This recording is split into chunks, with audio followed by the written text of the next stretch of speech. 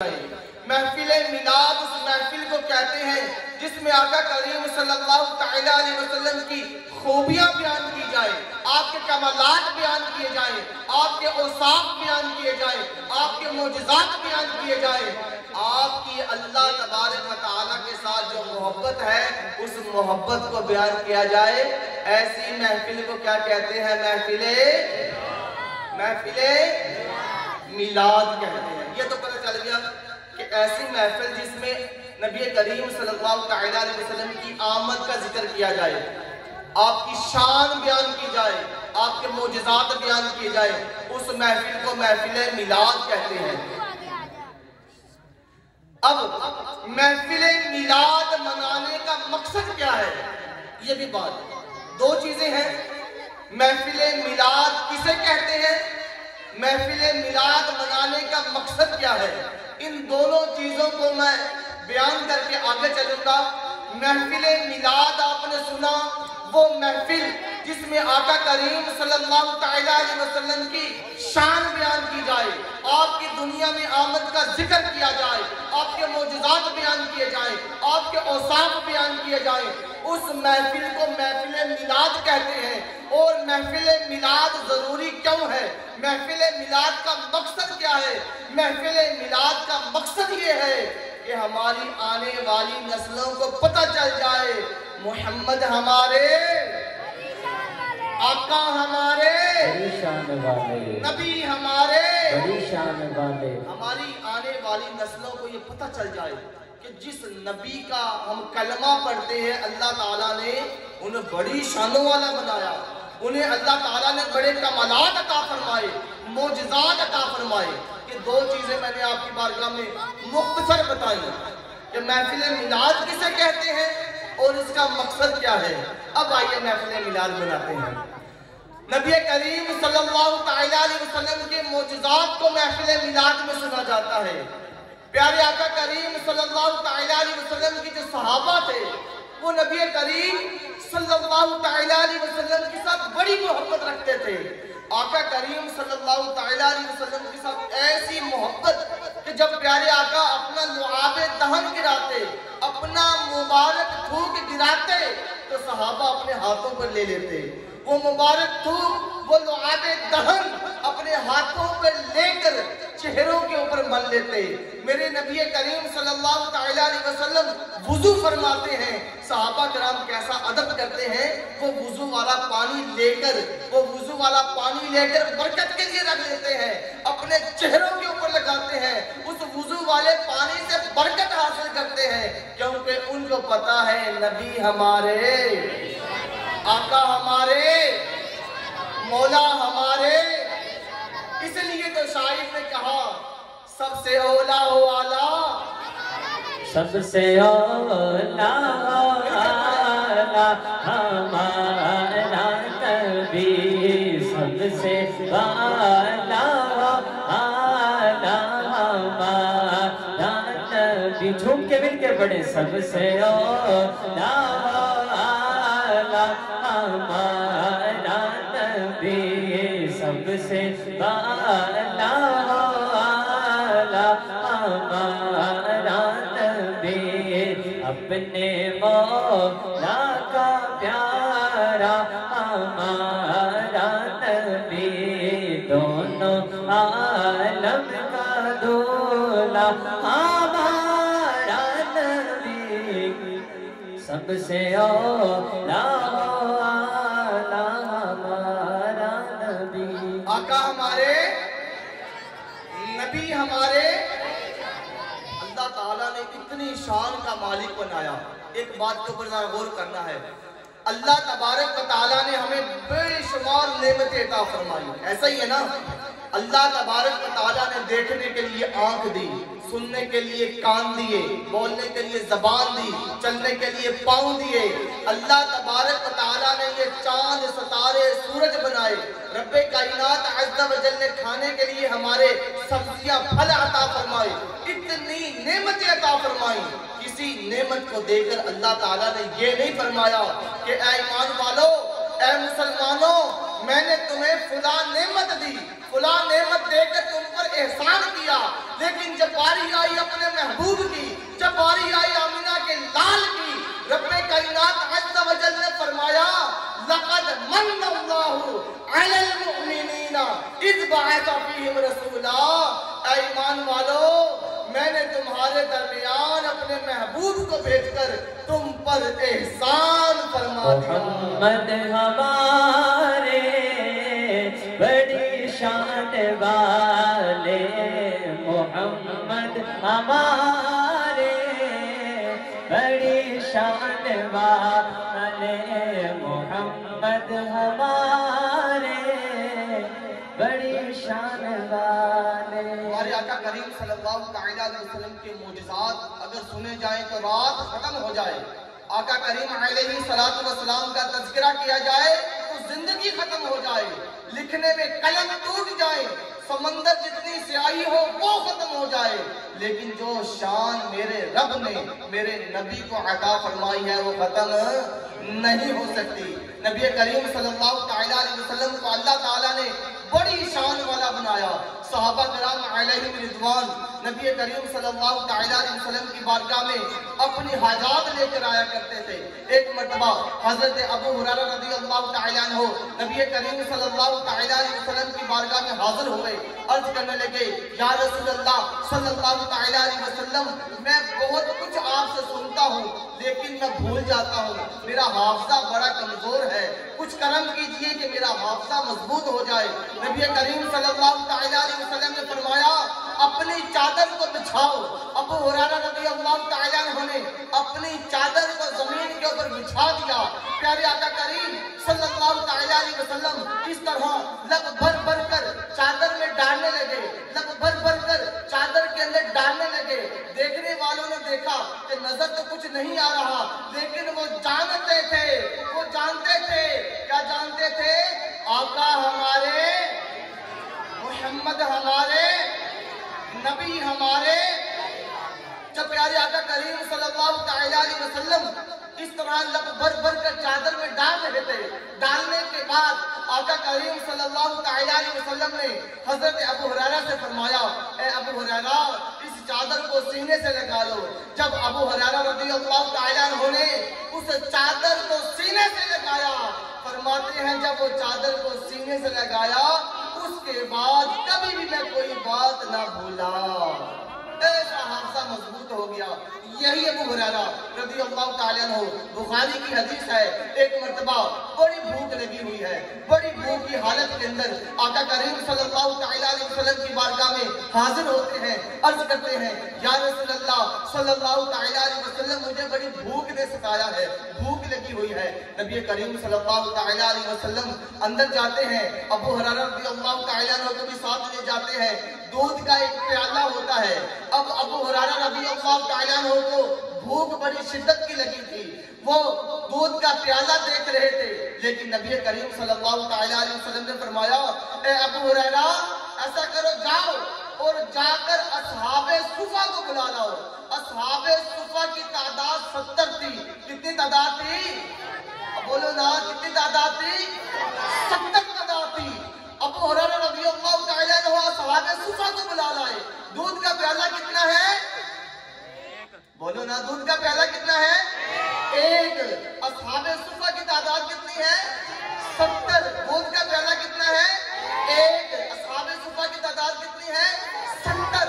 اب جب اصحاب صفہ کو ابو ہریرہ رضی اللہ تعالیٰ عنہ بلا لائے، اب پیارے آقا کریم صلی اللہ تعالیٰ علیہ وسلم نے فرمایا اے ابو ہریرہ یہ دودھ باری باری سب کو پلاؤ۔ ابو ہریرہ رضی اللہ تعالیٰ عنہ بھوک لگی ہے، بھوک کی حالت کے اندر اب وہ دودھ کا پیالہ لیتے ہیں، دودھ کا پیالہ لے کر تمام صحابہ کو پلانے لگتے ہیں۔ پہلے ایک صحابی کو پلاتے ہیں، ایک صحابی نے پیٹ بھر کر دودھ پیا، پھر دوسرے کو دیا، پیٹ بھر کر دودھ پیا، تیسرے کو دیا، پیٹ بھر کر دودھ پیا، یہاں تک کہ 70 کے 70 اصحاب صفہ نے وہ دودھ پیٹ بھر کر پیا، لیکن اس پیالے سے ایک قطرہ بھی کم نہ ہوا۔ نبی ہمارے، آقا ہمارے۔ اب प्यारे आका करीम सल्लल्लाहु अलैहि वसल्लम अबू हुरैरा से फरमाने लगे, ए अबू हुरैरा, अब मैं और तुम हम दोनों रह गए। अर्ज किया, या रसूल अल्लाह सल्लल्लाहु अलैहि वसल्लम, हम दोनों रह गए। प्यारे आका करीम सल्लल्लाहु अलैहि वसल्लम ने अबू हुरैरा से फरमाया, अबू हुरैरा दूध पियो। अब अबू हुरैरा रज़ियल्लाहु तआला अन्हु को बड़ी शिद्दत की भूख लगी थी, दूध पीने लगे, पेट भर कर दूध पिया। पेट भर कर दूध पीने के बाद बस कर दी। आका करीम सल्लल्लाहु अलैहि वसल्लम ने फरमाया, ए अबू हुरैरा और दूध पियो। अबू हुरैरा और दूध पीने लगे, पीते गए, फिर बस कर दी। आका ने फरमाया और पियो, फिर पिया, पीते पीते बस कर दी। आका ने फरमाया और पियो, फिर पिया, पीते पीते बस कर दी। कई दफा फरमाया पियो, पीते गए, यहाँ तक के अबू हुरैरा रज़ियल्लाहु तआला अन्हु अर्ज करने लगे, या रसूल अल्लाह सल्लल्लाहु अलैहि वसल्लम, अब इससे ज्यादा और दूध मैं नहीं पी सकता। 70 के 70 असहाबे सुफ़ा ने पिया। अबू हुरैरा रज़ियल्लाहु तआला अन्हु ने भी पेट भर कर पिया। उस दूध के प्याले में से एक कतरा भी दूध का कम न हुआ। फिर आका करीम सल्लल्लाहु अलैहि वसल्लम ने वो दूध का प्याला लिया और अल्लाह ताला की हमद व सना बयान की और उस दूध को नोश फरमा लिया। आका हमारे बड़ी शान वाले, क्यों जनाबे अबू हुरैरा, कैसा था वो जामे शेरी, क्यों जनाबे अबू हुरैरा, कैसा था वो जामे शेरी, के जिससे 70 साहिबों का दूध से मुंह फिर गया था। नबी हमारे बड़ी शान वाले, आका हमारे बड़ी शान वाले, पीछे वाला इसलिए बोलो यार, लंगर तुम्हारे वास्ते भी है। नबी हमारे बड़ी शान वाले, आका हमारे बड़ी शान वाले, मोहम्मद हमारे लगाते हैं नारा ये ईमान वाले, मोहम्मद हमारे बड़ी शान वाले, मोहम्मद हमारे बड़ी शान वाले। नबी करीम सल्लल्लाहु अलैहि वसल्लम की वो शान है, वो कमालात हैं। देखिए और सुनिए, जब हम अस्पताल में जाते हैं वहां पर लिखा होता है बाज़ औक़ात थूकिए मत, यहाँ पर थूकना मना है। क्यों मना है? क्योंकि थूक में बीमारियां होती हैं, वहाँ मरीज पड़े होते हैं, इसलिए कहा जाता है थूकिए मत। जब मरीज है यहाँ पर आपके थूक से बीमारियां पैदा होंगी। मेरे और आपके थूक से बीमारियां पैदा हो सकती है, लेकिन अगर बात की जाए हमारे नबी के थूक की, आपके थूक मुबारक को थूक नहीं कहा जाता, अदब के साथ लुआबे दहन कहा जाता है। बात की जाए मेरे नबी के लुआबे दहन की, मेरे नबी के लुआबे दहन के अंदर भी रब्बे कायनात अज़्ज़ा व जल्ल शिफा रखी है। सुनिए, हजरत सैयदना अबू कतादा रज़ियल्लाहु तआला अन्हु जंग लड़ते हैं, जंग लड़ते लड़ते दुश्मन ने तीर मारा, तीर आकर आंख में लगा, वो आंख का डेला बाहर आ गया। आंख का डेला हथेली के ऊपर लेकर नबी करीम सल्लल्लाहु अलैहि वसल्लम की बारगाह में हाजिर हो जाते हैं, अर्ज करते हैं, या रसूल अल्लाह सल्लल्लाहु अलैहि वसल्लम, इस आंख को ठीक फरमा दीजिए।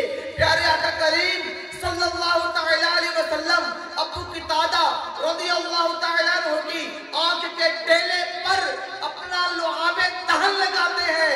अबू कतादा की आंख के डेले को उसकी जगह पर फिट कर देते हैं। अबू कतादा फरमाते हैं, जो आंख मेरे नबी ने ठीक की थी, उस आंख की रोशनी दूसरी आंख से भी ज्यादा हो गई।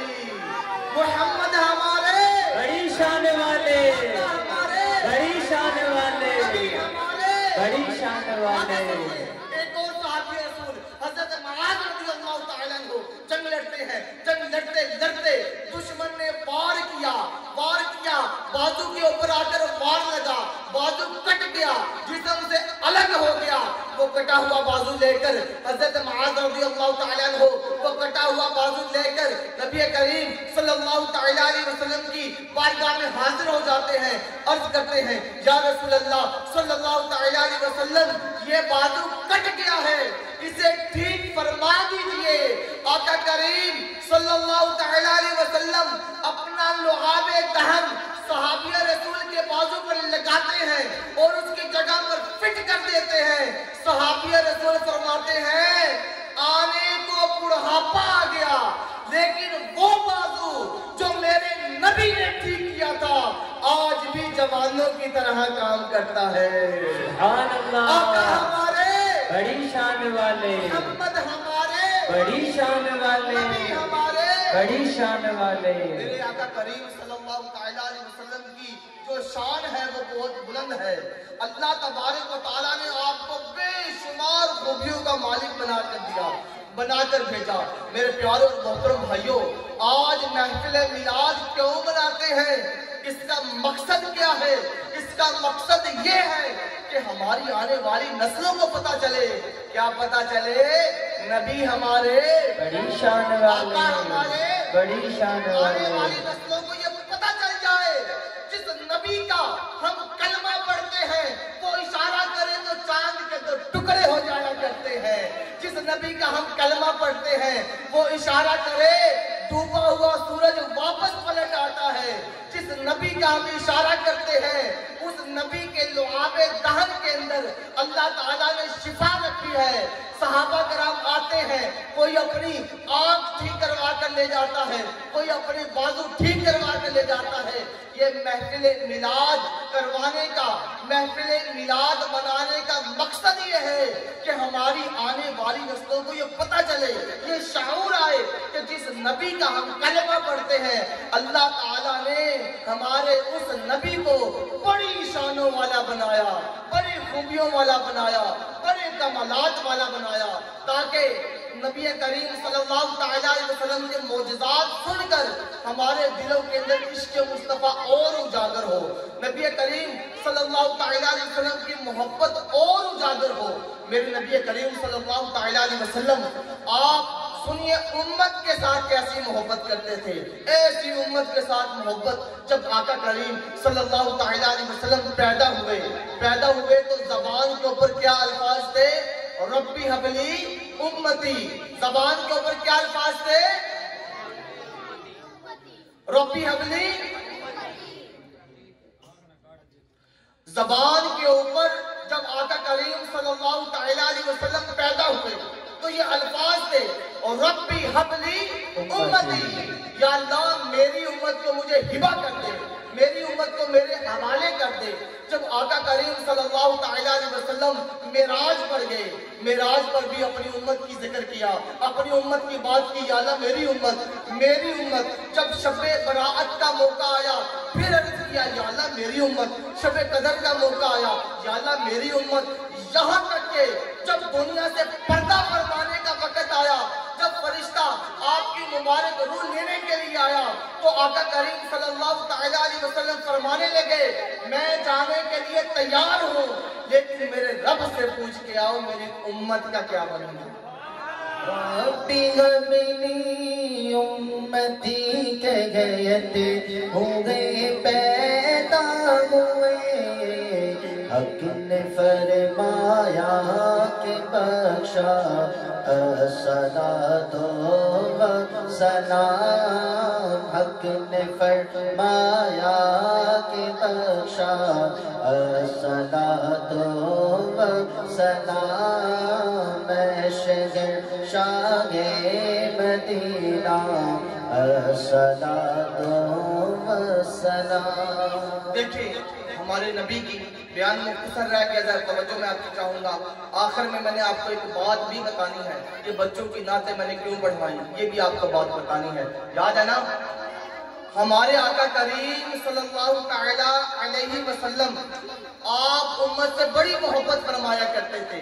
جب پیدا ہوئے ربی حبلی امتی، شب برات کا موقع آیا یا اللہ میری امت، شب معراج کا موقع آیا یا اللہ میری امت، شب قدر کا موقع آیا یا اللہ میری امت، دنیا سے پردہ فرمانے کا وقت آیا یا اللہ میری امت۔ ہمارے نبی تو امتی امتی کرتے رہے، آج میں آپ سے پوچھتا ہوں اے امتیو، تم کتنا نبی نبی کرتے ہو؟ جب نبی کا ذکر کرنا پڑ جائے تو یہ کہتے ہو کہاں لکھا ہے میلاد منانا؟ کیا یہ تمہاری محبت ہے؟ میرے پیارے اور محترم اسلامی بھائیوں، ایسے لوگوں سے بچ کر رہے جو یہ کہتے ہو یہ کہاں لکھا ہے، میلاد منانا کہاں لکھا ہے، نبی کے معجزات بیان کرنا کہاں لکھا ہوا ہے؟ ارے قرآن اٹھا کر دیکھو، قرآن کے اندر جگہ جگہ پر آپ کو میرے نبی کے معجزات نظر آئیں گے۔ صحابہ کرام علیہم رضوان کی سیرت اٹھا کر دیکھو، جگہ جگہ پر میرے نبی کے معجزات نظر آئیں گے۔ اور میرے نبی کا ذکر کہتے ہو کہاں لکھا ہے؟ صحابہ کرام علیہم رضوان سے بڑھ کر نبی کریم صلی اللہ علیہ وسلم کا ذکر کس نے کیا ہوگا؟ صحابہ کرام علیہم رضوان کیسی محبت کیا کرتے تھے۔ لہذا بڑی شان والے ہیں وہ امتی جو اپنے نبی کا ذکر بابرکت کرتے ہیں، بڑی شان کے مالک ہیں وہ امتی جو اپنے نبی کے معجزات سننا پسند کرتے ہیں۔ میرے نبی کی تو یہ شان ہے کہ آپ کی بارگاہ کے اندر صرف انسان اپنی حاجات نہیں بلکہ جانور بھی اپنی حاجات لے کر آیا کرتے تھے، جانور بھی آپ کی بارگاہ میں اپنی حاجات لے کر آیا کرتے تھے۔ میرے پیارے اور محترم اسلامی بھائیوں، ضرورت ہے اس امر کی، ضرورت ہے اس کام کی کہ ہم ایسا ماحول بنائیں، ایسا کام کر جائیں کہ یہ جو ہمارے بچے ہیں، یہ ہماری آنے والی نسلیں ہیں، یہ ایک دن بڑی ہوں گی، ہم ایک دن قبر میں ہوں گے۔ ایسا ہے کہ نہیں؟ بولیے نا۔ بیان کو بالکل اختتام کی طرف لے آیا ہوں۔ میں آپ سے ایک بات آپ کی بارگاہ میں عرض کرنا چاہتا ہوں کہ جو بچے ہیں یہ بیٹھے ہوئے ہیں، جن کو یہ نہیں پتا تو سننے والے آئے ہیں بیچارے اپنے مگن میں لگے ہوئے ہیں جی، ان بچوں کو تربیت کی ضرورت ہے کہ نہیں؟ ہمارے مرنے کے بعد اگر ان بچوں کی تربیت ہم نے اچھی کی ہوگی تو یہ بچے ہمارے لیے صدقہ جاریہ بنیں گے۔ اگر ان بچوں کی اچھی تربیت نہ کی ہو تو ان بچوں کو کیا پتا کہ فاتحہ کیسے کرنا ہے؟ آپ کو پتہ نہیں ہے کتنے لوگ ہیں ایسے، جب آپ جنازہ گاہ میں جاتے ہیں، جنازے کے اندر کتنے لوگ آپ کو ایسا ملیں گے جن کو جنازہ پڑھنا نہیں آتا۔ بات میں ٹھیک کر رہا ہوں؟ کسی نہ کسی کو منہ دکھانے کے لیے آئے ہوتے ہیں کہ میرا فلاں عزیز آ گیا، میرا فلاں عزیز آ گیا، میرا فلاں عزیز آ گیا، میرا فلاں دوست اس کا عزیز فوت ہو گیا، میں اس کو منہ دکھانے کے لیے آیا ہوں۔ کیسے لوگ منہ دکھانے کے لیے آتے ہیں؟ جنازہ گاہ کے اندر جو لوگ جنازہ پڑھنے آتے ہیں ان لوگوں میں سے ایک تعداد ہے جن کو جنازہ نہیں پڑھنا آتا۔ میرے پیارے اور محترم اسلامی بھائیوں، نبی کریم صلی اللہ علیہ وسلم نے ارشاد فرمایا، نیک اولاد یہ فوت شدہ ماں باپ کے لیے صدقہ جاریہ ہے۔ نیک اولاد فوت شدہ ماں باپ کے لیے کیا ہے؟ بولیے نا۔ کم از کم ان بچوں سے تو اونچی آواز آنی چاہیے۔ نیک اولاد فوت شدہ ماں باپ کے لیے کیا ہے؟ صدقہ جاریہ ہے۔ اگر ہم نے اپنے بچوں کی تربیت کی اچھی، اگر ان کو بنایا نمازی، ان کو بنایا تلاوت قرآن مجید کرنے والا، اگر ان کو ہم نے تلاوت قرآن مجید کرنے والا بنایا، ان کو پکا نمازی بنایا، ان کو زکوٰۃ دینے والا بنایا، ان کو اللہ تعالیٰ کے احکامات پر عمل کرنے والا بنایا، تو یاد رکھیے آپ قبر میں چلے جائیں گے۔ یہ آپ کی اولاد جس کو نمازی بنایا ہوگا نا، یہ نمازیں پڑھیں گی، قبر میں آپ کو ثواب ملے گا۔ یہ اولاد جس کو آپ نے تلاوت قرآن کا عادی بنایا ہوگا، یہ تلاوت قرآن کرے گی، آپ کو ثواب ملے گا۔ میرے پیارے اور محترم اسلامی بھائیوں، تربیت کا اور ماحول کا دونوں چیزوں کا بڑا فرق ہوتا ہے۔ آئیے میں لاسٹ میں آپ کو ایک مثال کے ساتھ سمجھاتا ہوں تربیت کا اور ماحول کا کیسا فرق ہوتا ہے۔ ایک بادشاہ تھا، ایک کیا تھا؟ اس کے دو وزیر تھے۔ بادشاہ کے دو وزیر، ایک وزیر کہنے لگا کہ تربیت بہت ضروری ہے، تربیت کے ساتھ بندہ سدھر سکتا ہے، تربیت کے ساتھ ہر کام ہو سکتا ہے، تربیت کے ساتھ ہر سانچے کے اندر ہر شخص کو ڈھالا جا سکتا ہے۔ دوسرا کہنے لگا نہیں، خالی تربیت کی بات نہیں، ماحول کا بھی فرق بنتا ہے، ماحول کے ساتھ بھی بہت سی چیزیں وابستہ ہوتی ہیں۔ اگر اچھا ماحول نہ ملے تو بعض اوقات تربیت بھی کام نہیں کرتی۔ اب بادشاہ بڑا جلالی تھا، بادشاہ نے کہا دونوں وزیروں کو کہ دونوں ثابت کرو پہلے والے کو بھی کہا ثابت کر کہ تربیت بہت ضروری ہے، ہر چیز تربیت ہی ہے۔ دوسرے والے کو بھی کہا کہ ماحول کا بھی بڑا فرق ہوتا ہے، تو بھی ثابت کر۔ تربیت والا کہنے لگا ٹھیک ہے چند دن دے میں ثابت کرتا ہوں۔ وہ گیا جا کے کچھ بلیوں کو پالا، ان کو ٹرین کیا۔ اب ٹرین کر کے کچھ دن گزرنے کے بعد وہ بادشاہ کی خدمت میں آ گیا۔ بادشاہ سلامت میرا کام ہو گیا، اب میں آپ کو کچھ دکھانا چاہتا ہوں۔ کہنے لگا دکھاؤ۔ اب کیا ہوا، درباری بھی اکٹھے تھے۔ اب اس نے وزیر نے تالی بجائی، جب اس نے تالی بجائی دروازہ کھلا، اندر سے بلیاں آئیں، ایک لائن کے اندر بلیاں آئیں۔ بلیوں کے منہ کے اندر پلیٹ تھی، کیا تھی؟ پلیٹ کے اوپر موم بتی تھی، کیا تھی؟ وہ جو بلیاں تھی پلیٹ کے اوپر موم بتی اور اس کو منہ میں لے کر لائن کے اندر آ رہی ہے۔ لائن کے اندر بڑے طریقے سے بڑی تربیت یافتہ بلیاں، وزیر نے تربیت کی ہے نا، تربیت یافتہ بلیاں جناب لائن کے اندر آ رہی ہے، جہاں تک اس نے جانا تھا۔ پھر واپس گھوم کے بالکل لائن کے اندر، وہ پلیٹ بھی نہیں گری، موم بتی کو بھی نیچے نہیں گرنے دیا، وہ پوری گھوم کر جناب پلیٹوں کو لے کر وہ واپس چلے گئی۔ وزیر کہنے لگا بادشاہ جی میں نے ثابت کر دیا، دیکھیں تربیت کا بڑا فرق ہوتا ہے، ہر چیز تربیت ہے۔ دیکھیں میں نے بلیوں کی تربیت کی، ان کو سکھایا، ان کی تربیت کی، ایک سانچے میں ڈھالا۔ اب یہ بلیاں منہ کے اندر پلیٹیں، اس کے اوپر موم بتی یہ لے کر آئیں، ایک لائن کی قطار کے اندر آئیں اور لے کر گھومتی ہوئی واپس چلی گئی۔ دیکھیں میں نے ثابت کر دیا کہ تربیت کا بڑا اثر ہوتا ہے۔ اب وہ دوسرا تھا، بادشاہ نے اس کو کہا تو بھی ثابت کر کے ماحول کا بھی بڑا اثر ہوتا ہے۔ اب اس کے پاس کوئی دلیل نہیں تھی، وہ پریشان ہو گیا، کہتا بادشاہ سلامت دلیل تو پاس کوئی نہیں، لیکن میں آپ کو بتاتا چلوں ماحول کا اثر ہوتا ہے۔ بادشاہ بڑا جلالی تھا، پورے سے ذہن کا تھا، کہنے لگا نہیں، جس طرح اس وزیر نے ثابت کیا کہ تربیت کا بڑا اثر ہوتا ہے، تربیت کے ساتھ ہر چیز کو ہر سانچے کے اندر ڈھالا جا سکتا ہے، تم بھی ثابت کرو تب مانا جائے گا ورنہ تمہیں سزا دی جائے گی۔ اب وہ وزیر بڑا پریشان ہو گیا، طرح کے منصوبے سوچنے لگا، کوئی بات ذہن میں نہ آئے، اب کوئی حربہ نہ ہو، کوئی بات ذہن میں نہ آئے۔ اچانک اسے یاد آیا کسی اللہ والے کے پاس چلتے ہیں۔ کس کے پاس چلتے ہیں؟ کس کے پاس ہے؟ اللہ والے کے پاس۔ پہلے کے لوگ کوئی مسئلہ ہوتا تھا نا اللہ والوں کے پاس جاتے تھے، آج بھی ہے، آپ کو ملے گا، کوئی کام میں بندش ہو گئی ہے، کوئی کاروبار میں رکاوٹ ہو گئی ہے، یار کسی اللہ والے کو دیکھیں، دعا کرواتے ہیں، اللہ تعالیٰ ان کی دعا سے پریشانی دور فرمائے گا۔ اب وہ وزیر جو دوسرا تھا نا، وہ گیا جناب کسی اللہ والے کو ڈھونڈنے، سنا فلاں شہر کے اندر فلاں علاقے کے اندر ایک اللہ والا ہے۔ وہ وزیر اس کے پاس گیا، جا کے ساری بات بتائی کہ میں بڑا پریشان ہوں۔ جو پہلا وزیر تھا اس نے پوری ایک بات جو اسے وہ سمجھا دی، اس نے جناب مثال بھی دے دی، اس نے یہ ثابت کر دیا تربیت کے بارے میں۔ اب بادشاہ مجھے کہہ رہا ہے ماحول کے بارے میں یہ بھی ثابت کرو، میں بڑا پریشان ہوں۔ وہ جو درویش تھا، جو اللہ والا تھا، وہ کہنے لگا بابا کہ تم ایسا کرو وزیر صاحب پریشان نہ ہو، جس دن تم نے بادشاہ کے سامنے جانا نا مجھے بتاؤ، میں وہاں پر آ کر ثابت کروں گا کہ ماحول کا بھی بڑا اثر ہوتا ہے۔ اس نے کہا ٹھیک ہے۔ اب وہ دن بھی آ گیا، مقررہ دن کے اوپر اب وہ دوسرا بندہ جو درویش تھا وہ بھی بادشاہ کی بارگاہ میں حاضر ہو گیا۔ اس نے ایک بورا اٹھایا ہوا تھا، بورا اٹھا کر بادشاہ کی بارگاہ میں آ گیا۔ بادشاہ کو کہنے لگا بادشاہ سلامت، میں نے یہ سنا ہے کہ ایک آپ کا وزیر ہے جو کہتا ہے کہ ہر چیز تربیت کے اوپر ہی موقوف ہے، ہر چیز تربیت ہی تربیت ہے، بس تربیت کرو سارا کچھ ٹھیک ہو جائے گا۔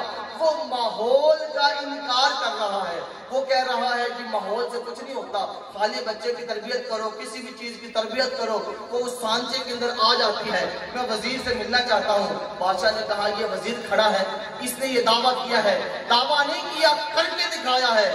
وکیل نے کیا کر کے دکھایا ہے؟ پہلے ساری بات سنی ہوئی تھی دوسرے وزیر سے، کہا کیا کر کے دکھایا ہے؟ اس نے کہا جو کر کے دکھایا ہے مجھے دوبارہ دکھایا جائے۔ وہ وزیر کہنے لگا یہ تو بات ہی نہیں ہے۔ اس نے دوبارہ وہ ماحول پیدا کیا، بلیوں کو بلایا، اس نے تالی بجائی، وہ بلیاں جناب جی قطار کے اندر آ رہی ہیں۔ کس کے اندر آ رہی ہیں؟ قطار کے اندر آ رہی ہیں، اور منہ کے اندر پلیٹ ہے، پلیٹ کے اوپر کیا تھی؟ کیا تھی؟ موم بتی تھی۔ اب وہ جناب جی قطار کے اندر دوبارہ بلیاں آ رہی ہیں۔ قطار کے اندر آ کر نا اب جہاں سے واپس مڑنا تھا نا، اب اس درویش نے کیا کیا، جو بورا تھا نا اس کے پاس، اس بورے کو نیچے اتارا، اس بورے میں چوہے تھے، کیا تھے؟ چوہے۔ اب اس بورے کو نیچے اتارا اور چوہوں کو چھوڑ دیا۔ اب جب بلیوں نے چوہوں کو دیکھا، انہوں نے پلیٹوں کو چھوڑ دیا اور چوہوں کے پیچھے بھاگنے لگ گئی۔ اب جناب جی بادشاہ کے سامنے درویش نے کہا، لے جی بادشاہ سلامت، ثابت ہو گیا۔ کیا ثابت ہو گیا؟ کہنے لگا دیکھیں، ایک بلیوں کی تربیت کی گئی، ایک وزیر نے بلیوں کی تربیت کی، ایک چیز سکھائی، وہ سیکھی، اور ماحول اس وقت کچھ اور تھا، وہاں پر چوہے نہیں تھے، کسی اور کا ماحول تھا، انسان تھے وہاں پر۔ بلی آئی بڑے سلیقے کے ساتھ، قطار کے اندر آئی، قطار کے اندر واپس چلی گئی، قطار کے اندر آئی اور قطار کے اندر واپس چلی گئی۔ اب ماحول دوبارہ اور بن گیا، ماحول بدل گیا۔ اب ماحول بدلا، پہلے بندے تھے، اب کیا ہے؟ چوہے۔ اب ماحول بدل گیا، صحبت بدل گئی۔ بلیوں نے جب چوہوں کو دیکھا، وہ چوہوں کے پیچھے بھاگنے لگی۔ ثابت ہو گیا تربیت کے ساتھ ساتھ ماحول کا بھی فرق ہے۔ اب میں آپ کو بتاؤں، میں نے آپ کو یہ مثال کیوں سمجھائی؟ شروع میں جو بچوں کو میں نے نعتیں پڑھائی درمیان کے اندر، وہ کیوں پڑھائی؟ بچوں نے ماحول کے اندر رہ کر تلاوت سیکھی، تربیت بھی تھی، ماحول بھی تھا، ایسا ہی ہے نا؟ تربیت کی، ان کو تلاوت کرنا آئی، تربیت کی، ان کو نعتیں پڑھنا آئی، پھر ایک ماحول بنایا، ماحول کے اندر جناب جی وہ نعتیں پڑھ رہے ہیں، وہ تلاوت قرآن کر رہے ہیں۔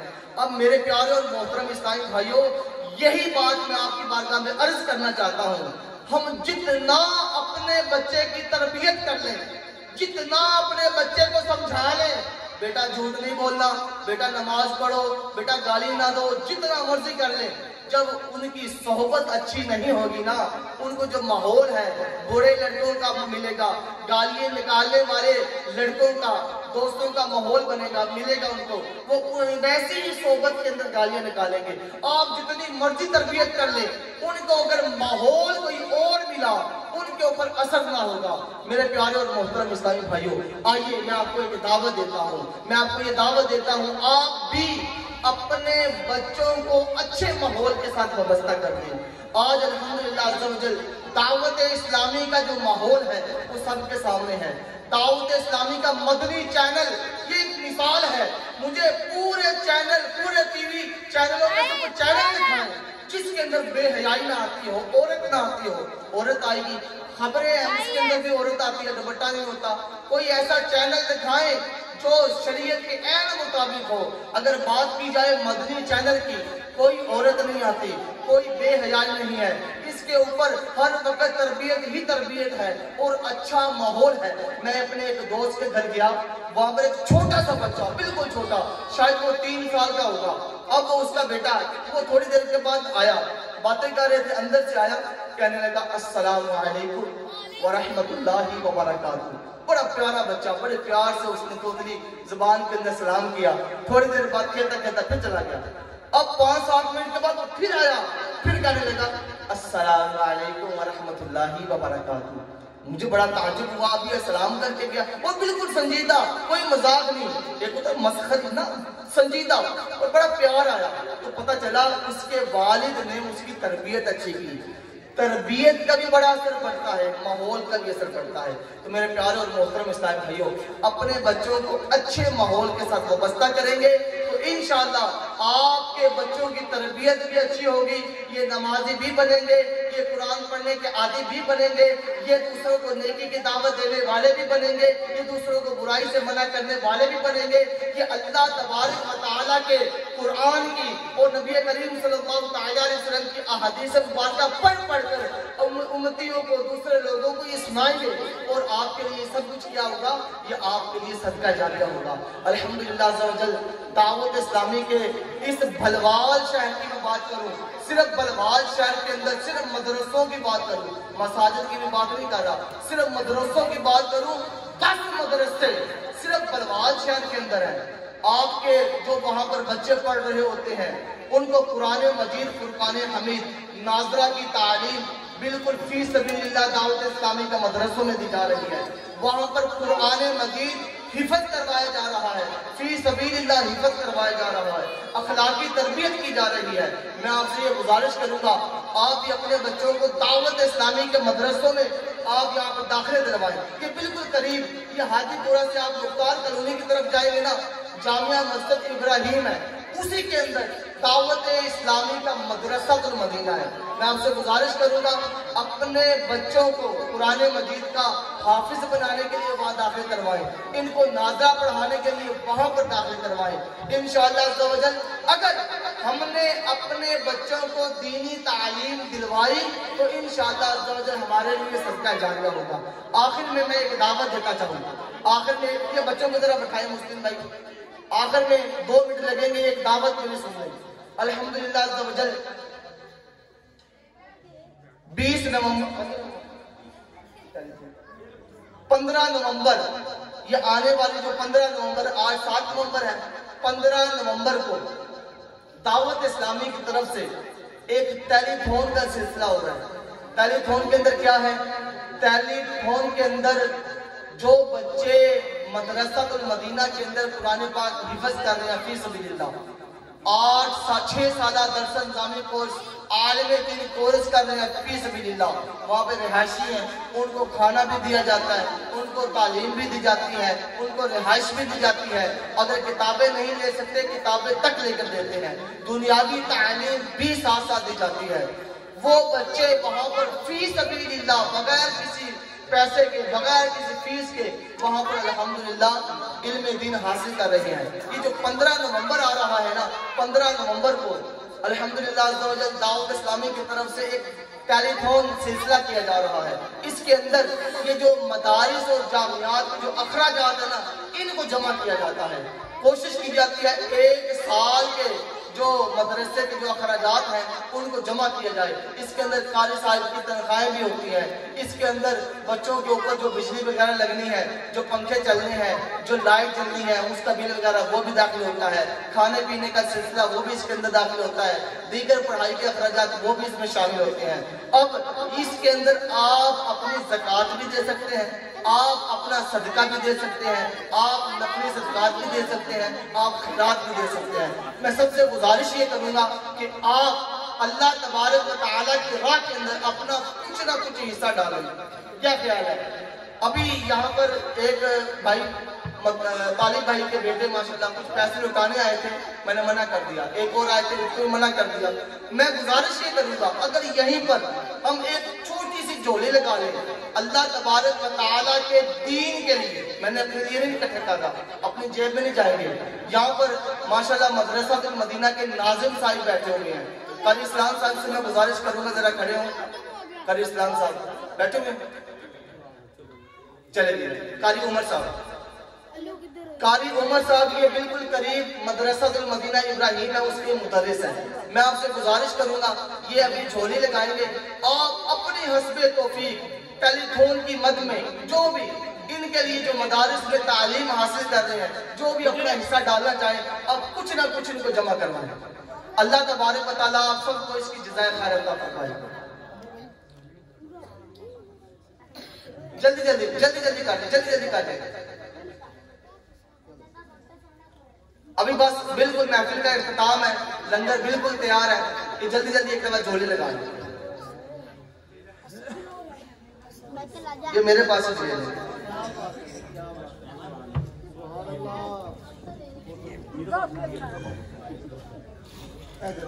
یہ ذرا ادھر سے ملے، ادھر سے ملے، ادھر سے ملے۔ ماشاءاللہ امیر اہل سنت نے ٹیلی فون کے لیے ایک یونٹ جو ہے نا 10,000 روپے کا ایک یونٹ ہے، اس کی ترغیب